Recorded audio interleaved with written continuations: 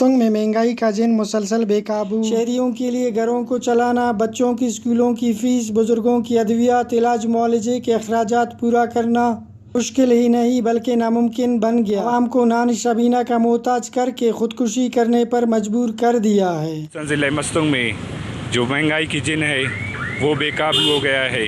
یقیناً مستونگ میں اشیاء خود و نوش کی قیمتوں میں آئے روز اضافے سے غریب داڑھی دار طبقے کے لوگ شدید متاثر ہے۔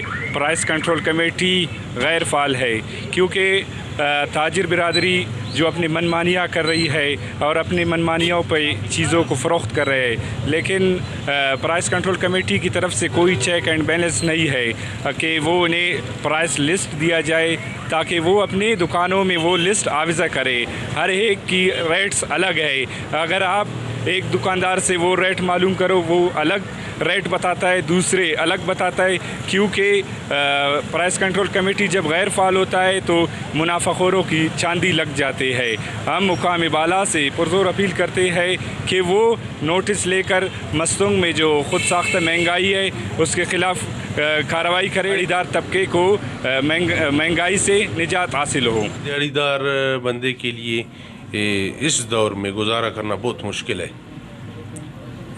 دن کام لوگوں کا جو ہے زیادہ سے زیادہ ہم دکاندار لوگوں کا مہنگائی کی وجہ سے کوئی جو ہے کاروبار ہی نہیں ہے۔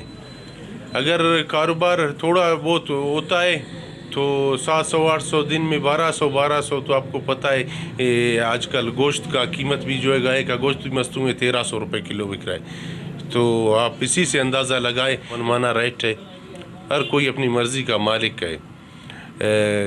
مستونگ بازار میں سبزی سے لے کر پرچون، میڈیکل، یہ کسائی وغیرہ مٹن شاپ ہے، جو بیف شاپس ہے یا مرغی کے ریٹ ہے، بالکل وہ جو ہے غریب کی دسترس سے باہر ہے۔ اخص مہنگائی ہے اور رفو کو کا سفق اور ہر دکان والا اور ہر بندہ تینا کرے منمانی کرے نے وہ محسوس ریٹ آتے تینا جوڑ کے رہے اور ارا طریقہ ہوتا اس پائک ہمو وڑ ریٹ خلے رہے اور شامنا خاج صوبہ نابار بھائی مہنگائی دان ظلم سے اور سفید پوش اور غریب امیر کل اسر اگر اٹھے واسے حساب اٹھے بننگو، تو لہٰذا گورنمنٹان اور اعلیٰ حکامانہ اپیل کے ہوئے تو مہنگائی کرے قابو اور کنٹرول تخیر۔ مستونگ کے شہری اور عوامی حلقوں نے حکومت سے ٹیکسز کو کم کرنے اور پرائس کنٹرول کمیٹی کو فعال کر کے قیمتوں میں استحکام لانے کا مطالبہ کیا ہے۔